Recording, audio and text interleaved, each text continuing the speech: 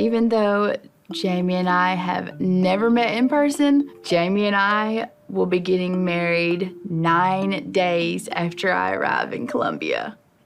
Oh boy, what a great idea. Let's get married days after first meeting in person. What could possibly go wrong? It's a fair concern, especially knowing that I was sending money to her and then I found out about her talking to somebody else. In terms of relationship red flags, those three are right at the top of the list, aren't they? They've never met, they're about to get married, she's sending her partner money, and she knows her partner has been speaking with another woman. Everybody thinks I'm crazy moving to Columbia to be with a woman I've never met. Never let me go. Maybe I am. I don't care. Yep, this storyline has all the makings to be a great one. So let me introduce you to Kris and Jeymi. Kris was born and raised in the super religious Bible Belt town of Haleyville, Alabama. A small place with only a population of about 4,100 people. So as you can imagine, it probably wasn't very easy for her growing up, knowing that she was attracted to women. I've always considered myself bisexual,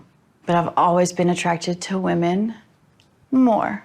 Same-sex relationships are nowhere near accepted in the small towns in the South. And as a result, she was forced to keep her sexuality a secret from everyone. She never brought a lady home to meet me, never spoke of it at all. I'm a devout member of the church, but I believe it's not our place to judge, it's Heavenly Father's place to judge. This led her to live an unhappy, inauthentic, deeply repressed life. It was embedded in me at a very young age. You know, this is wrong, this is wrong. My fear kept me miserable for years. And in and amongst all the secrecy and misery, Kris has had 2 children, the first of which was when she was aged 16, as well as a series of failed relationships with men. I have 2 children, and I have been married twice. They both were not very long marriages. I never was happy in my relationships. So with 2 kids at a young age and 2 failed marriages behind her, Kris had to grow up quickly. She didn't have the luxury to be a child herself. Her youth was lost, and instead she became a mother and she started a career. Now we'll get back to the career shortly because it does seem quite important. But regarding her kids, both seem very different from their mother. In fact, they're quite worried about their mum. It's very worrisome for her to get married within 9 days with someone that she's never even met in person or knows well enough to, in my opinion, to trust them wholeheartedly. That's definitely gonna be wild. Not something I'd do. Why is it that all too often the kids on this show seem far more responsible and mature than their parents? I mean, in Kris's case, she definitely comes across as quite childish, quite immature. I'm 40 going on 20, because that's how I feel. I feel like I'm 20, and I look like it too. No, Mel. As a lady who's grown up most of her life pretending that she's straight, now, as an adult, she turns to costumes and acting, pretending to be a different character as part of her identity. I've always loved dressing up in costumes because I could actually be more of myself in a costume than I could in my everyday life. But now, for the first time in her life, that's all about to change. The pretending is over. Kris is now out. She's proudly in a relationship with a lady, and she's determined to live life again, to recapture her lost years. I got pregnant at 16. I've lived for my children, but now it's time for me to have my own life. Now, before we go on to talk about what that new life will look like and her girlfriend Jeymi, let's just touch upon Kris's career, because it seems like she's done quite well for herself financially. Until recently, I was the manager of a large shipping company, and I also do security for a school. She owns 2 houses, one of which was her dream home, a large house that was once 3 apartments. 6 years ago, I bought my dream home, and just 2 years later, it burnt, and I lost everything. Also own the house next door. Am currently selling it on a rent-to-own basis. There's no doubt that that must be very tragic and traumatic to be able to buy your dream house only for it to burn down. But I bring it up because someone who owns 2 homes is likely to be doing quite well for themselves financially. I mean, just playing devil's advocate here, if you're a scammer, that's the kind of person you'd want to target, right? Now, just to be clear, I'm not calling Jeymi a scammer just yet, but there are a few red flags. Before I get to those, let's meet Jeymi. My name is Jeymi.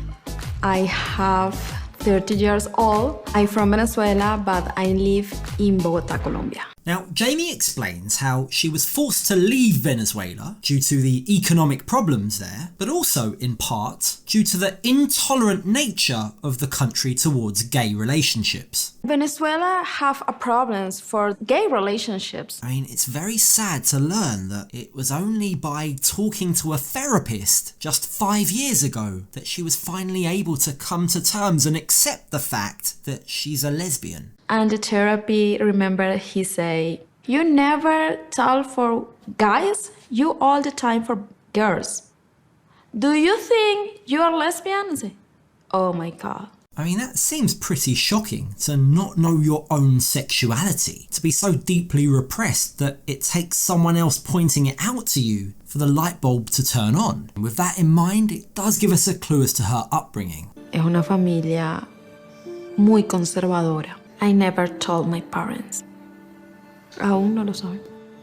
Yeah, that repression, that religious upbringing, it's something both ladies have in common. In fact, it's the very reason they first connected with each other. I was seeking out women that have been living the same type of life in hiding. And while that was certainly true, Jeymi was in hiding, that doesn't appear to be the case anymore. In fact, if anything, she's gone full circle. I am a lesbian today, tomorrow, and the next weekend, and the next year, and the next month. I'm sorry, I'm lesbian. I mean, she might not have told her parents, but they're gonna find out now, aren't they? She seems very loud and proud, very confident, and good for her. But here's the thing, don't let the confidence fool you. Underneath it all, this is still new to both of them. I never had official girlfriend. I've only had a couple of relationships with females. And I don't really call them relationships. If they're to be believed, this for both of them is their first real same-sex relationship. So both are perhaps a little inexperienced, maybe a little naive. And that is where the problems start. I've waited 40 years to be openly in a relationship with a female. I don't want to wait any longer. Even though Jeymi and I have never met in person, Jeymi and I will be getting married 9 days after I arrive in Colombia. We both wanted to get married as soon as possible. Why are they rushing into this marriage? They've only been dating for 1 year, they've only been speaking over the phone, and yet their wedding is planned for 9 days after Kris arrives in Colombia. Is their sense of excitement causing them to get ahead of themselves? Excited! Or is there something more sinister at play? Here's where things start to get interesting. You see, Kris tells us that one of the reasons this is so urgent, this is so important for her, is because she nearly lost Jeymi. I almost lost her to COVID, and I mean, she was on death's door. Yeah, nothing like a near-death experience to make you reprioritise what's important in your life. It seems like Kris was so scared after she almost lost Jeymi that she's now willing to drop everything to start her life with her before it's too late. I knew from that moment that I was coming to her and I was gonna do whatever I had to go be with her. This may seem like a giant leap of faith to everybody else, but it's not to me. It feels like it's what I'm supposed to be doing. Okay, so keep that COVID story in mind because it becomes very significant in a second. But before we talk about the COVID thing, I'm sorry, but I'm gonna have to do it. It's time to pop this illusion and this story of a fairy tale romance. There seem to be a lot of problems in their relationship. Kris desapareció 20 días antes de mi cumpleaños. Y regresó o apareció de nuevo para mi cumpleaños diciéndome que lo sentía mucho, que tenía muchos problemas.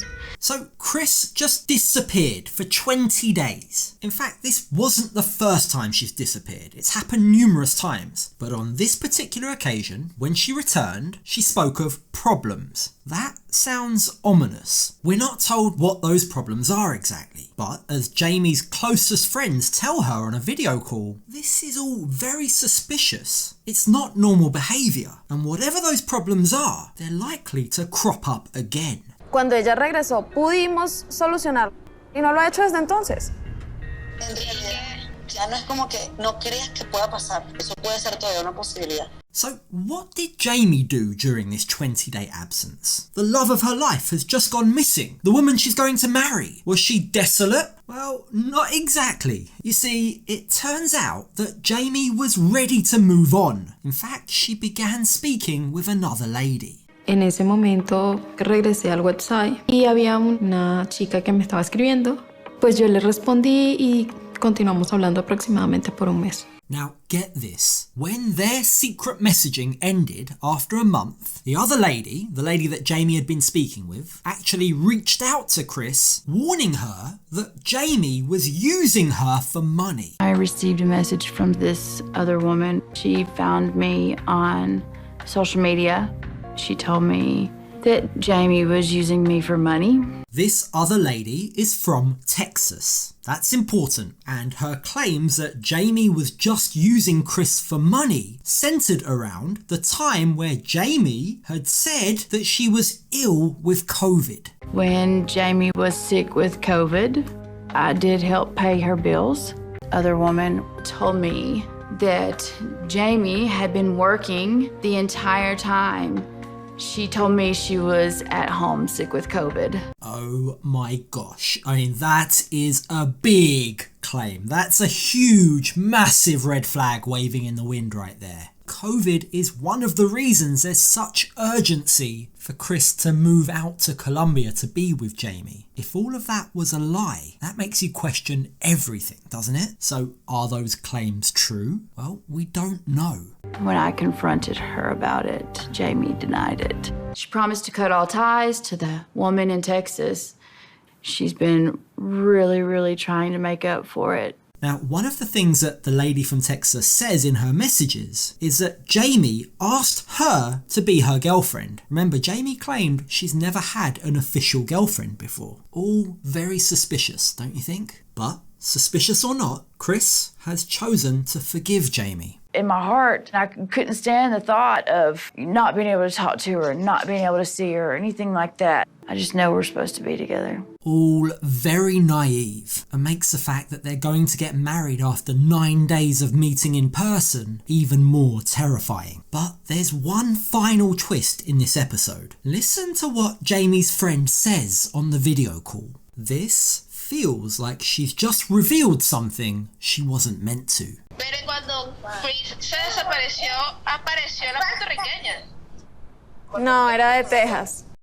So was the woman from Texas or Puerto Rico? Kris only knows about one lady from Texas, and it's not exactly like Texas and Puerto Rico are interchangeable. So what's going on here? Look at the friends' faces when Jeymi quickly corrects them. They look very confused, don't they?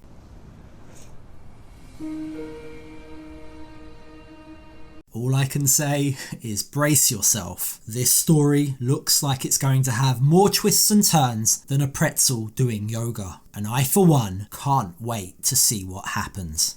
One of my worries at the beginning was that, this might just be a scam and that she might be just trying to get whatever she could get from whoever she could get things from.